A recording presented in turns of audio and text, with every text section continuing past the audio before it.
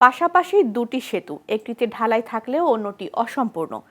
তাছাড়া সেতু দুটিতে নেই সংযোগ সড়ক, ফলে ৩০ বছর ধরে চরম ভোগান্তির পাশাপাশি ঝুঁকি নিয়ে সেতু পারাপার করছেন সিরাজগঞ্জের উল্লাপাড়া পৌর এলাকার মানুষ। প্রায় ৩৫ লাখ টাকায় নির্মিত সেতুটি ব্যবহার করতে না পারায় ক্ষুব্ধ এলাকাবাসী।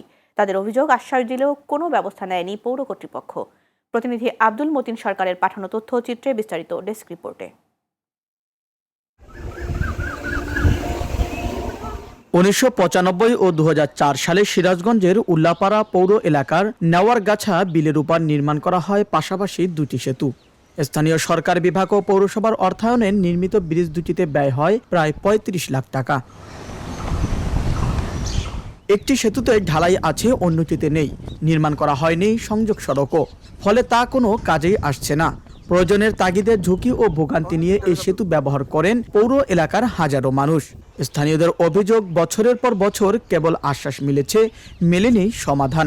রাস্তার দুই পাশে মাটি নেই, ওখান দিয়ে যেতে আমরা দেখা যায় কত সময় পড়ে যায়। ব্রিজের ছাদ নাই, মানে বাঁশ পাড়া আছে, আমরা ঝুঁকি নিয়ে চলাফেরা করি।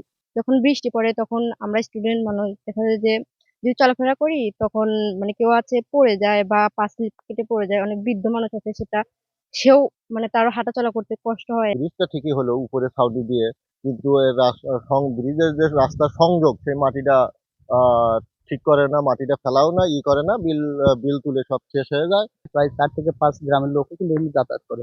এখানে অনেক সময় জীবনের ঝুঁকি নিয়েও কিন্তু পারাপার হতে হয়। সরকারের কাছে বা কর্তৃপক্ষের দাবি সেজন্য আমাদের এই রাস্তাটা, দুই পাশের রাস্তাটা খুব দ্রুত করে দেয়। মানুষের দুর্ভোগের কথা স্বীকার করে উল্লাপাড়া পৌরসভার সচিব বলেছেন, টিআর কাবিখার বরাদ্দ কিংবা নতুন প্রকল্প আসলে সমস্যা সমাধানের চেষ্টা করা হবে। কিন্তু ব্রিজের উইংসে মাটি কম থাকার কারণে বৃষ্টির পানিতে ধীরে ধীরে এগুলো ক্ষয়প্রাপ্ত হয়ে জন চলাচল এখন করা যাচ্ছে না। ইতিমধ্যে আমি এখানে যোগদান করার পর ৩ বার ওখানে গেছিলাম।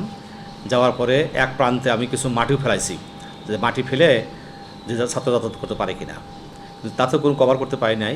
নেক্সট টাইমে আমাদের যে কোনো প্রজেক্ট আসবে সেই প্রজেক্টে অগ্রাধিকার ভিত্তিতে দুই পারের উইংস নির্মাণের জন্য আমরা চেষ্টা করব।